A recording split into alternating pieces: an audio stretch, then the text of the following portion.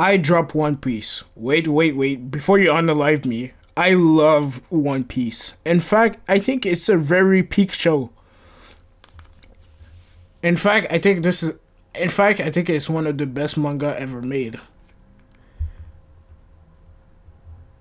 But I do have some reason why I dropped it.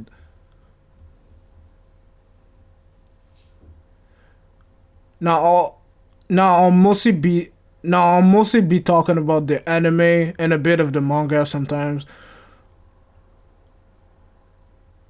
Of course, I'll talk about what I like and what I didn't like. First off, the world building. For me, this might be the best world building in fiction, period.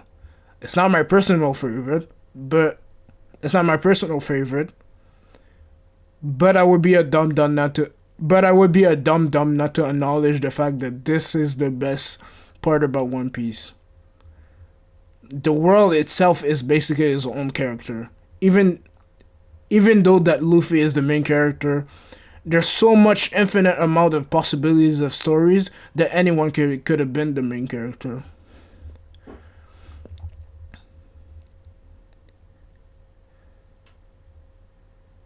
If you ask me, this is where Oda shines the most. My favorite world, my favorite island, and my favorite island in the my favorite island in the world is Water Seven. I just love this place. There's so much detail.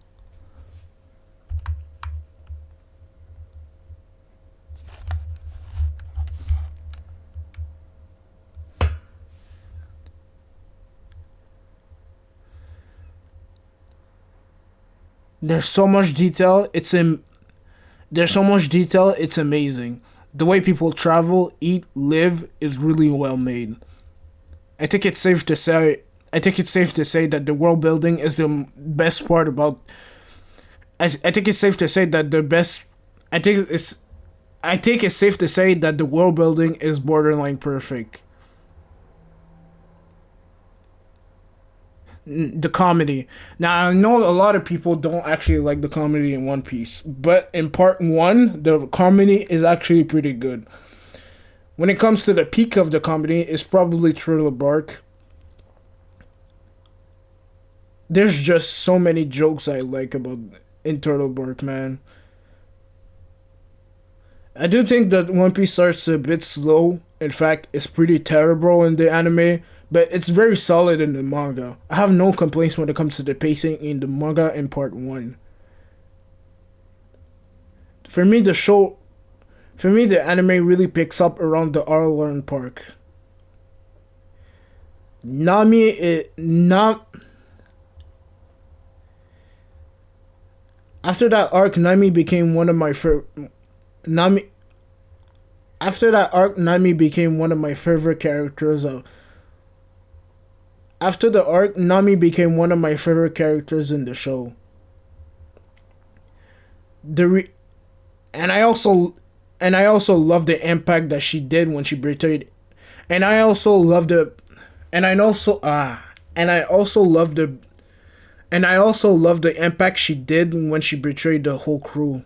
You could tell that everybody had a different reaction and opinion to the betrayal. Even though the characters are very unrealistic, most of the time I don't really mind.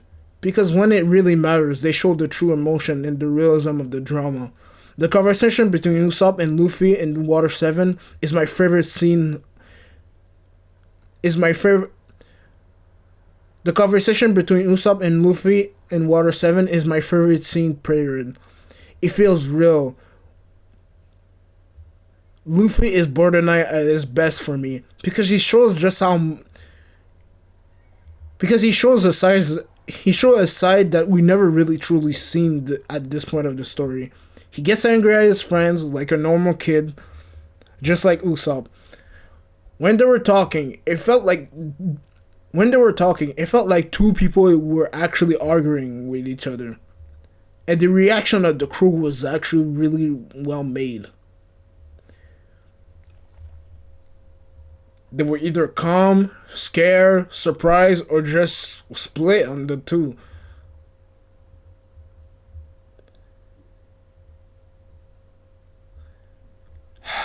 Okay, okay. I think you guys saw.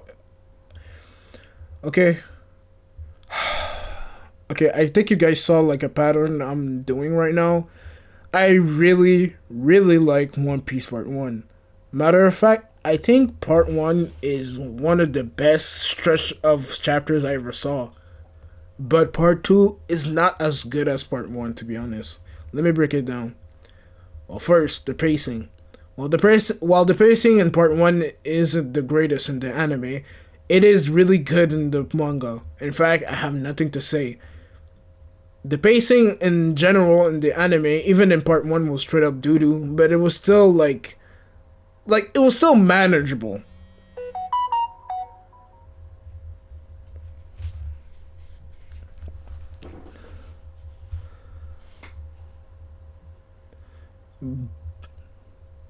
But One Piece around part two, something really changed.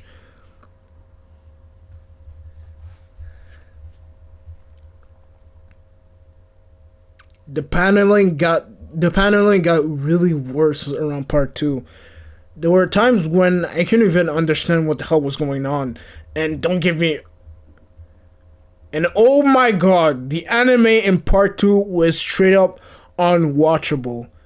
You could spend one episode and when adapting the when the anime was adapting the manga, they would spend one episode on one chapter or even less sometimes. Do you know how insane that sounds? So that means on average they will adapt one chapter a episode.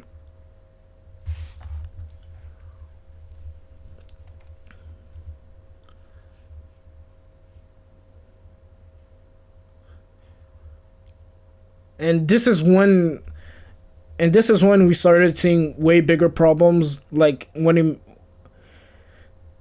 I also saw a big problem when it comes to the characters. There are way too many characters. There are over a 1,000 characters in One Piece. No, there is over 1,000 characters in One Piece. That is insane. I don't even know 100 people, bro. Sometimes they introduce new characters for no reason. I re- and I really started to notice this around Dressrosa. Don't get me wrong, Dressrosa is an amazing arc, but there's way too many characters. For example, in the tournament, there are characters that don't even matter, to be honest. If I had a gun pointed to your head, would you be able to tell me who that guy is? No.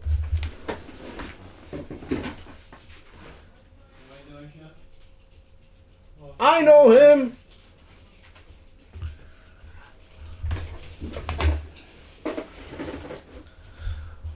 No, you don't. No, you don't. Stop lying, gang.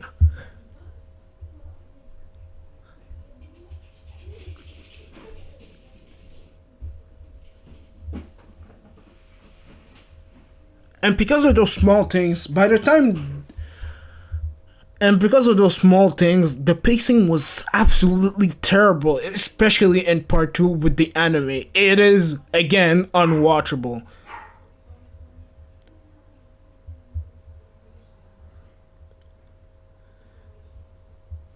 Now,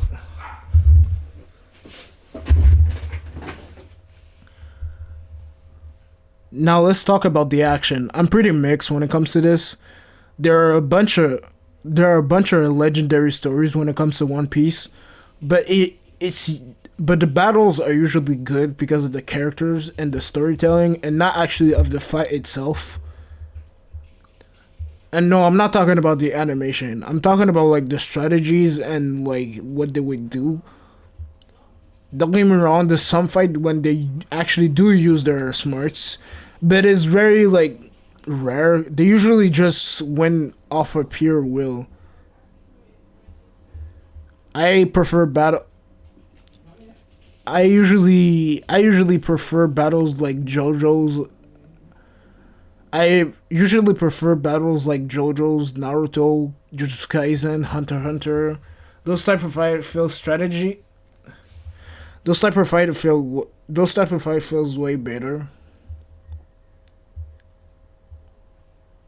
You don't even need a big explanation every single move. You just need to know. You just need to show that the characters are actually using their brains.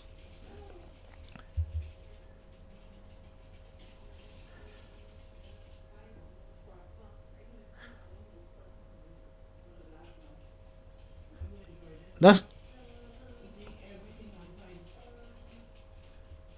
that's why people love the ability of law. That's why people love the ability of law. It screams strategy. But what about Zoro? Most of his fight is just like.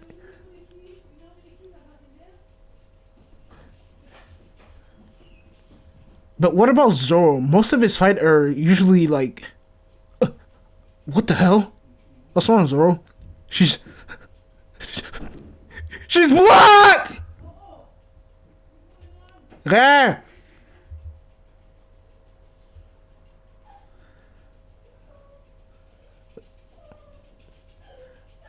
Then Zoro just powers up. Usually Zoro just powers. Usually Zoro only just powers up and then like. Usually Zoro only. Usually Zoro powers up and defeats it. Usually Zoro only just powers up and then.